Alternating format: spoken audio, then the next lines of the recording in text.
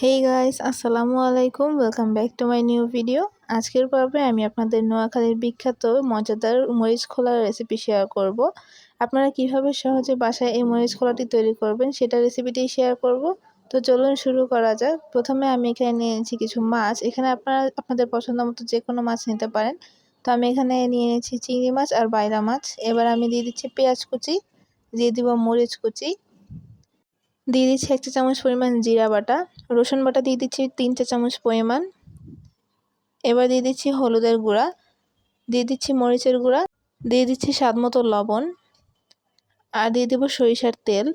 এবার সব কিছুকে ভালোভাবে একটু মিশিয়ে নিচ্ছি। তো আমার সব কিছু একদম ভালোভাবে মেশানো হয়ে গেছে। তো এবার আমি চুলায় একটা প্যান বসিয়ে দিচ্ছি। এবার এখানে দিয়ে দিচ্ছি কয়েকটা কলাপাতা। কলাপাতাগুলো আমি ভালোভাবে ধুয়ে পরিষ্কার করে নিয়েছি। তো এবার আমি মাছগুলোকে দিয়ে দিচ্ছি এভাবে। মাছগুলো দেওয়া হয়ে গেলে এবার আমি এর উপর থেকে কিছুটা সরিষার তেল দিয়ে দিচ্ছি আর হালকা একটু পানি দিয়ে দিব।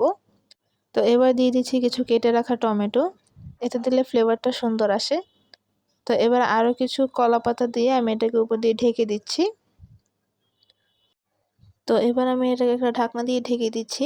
তো ঢাকনা দিয়ে ঢেকে আমি এক পাশটাকে প্রায় 15 থেকে 20 মিনিটের মতো রান্না করে নেব। তো একটা পাশ হয়ে গেলে এভাবে আমি একটা প্লেট দিয়ে এটাকে উল্টিয়ে নিচ্ছি। এই কাজটা খুব সাবধানে করতে হবে।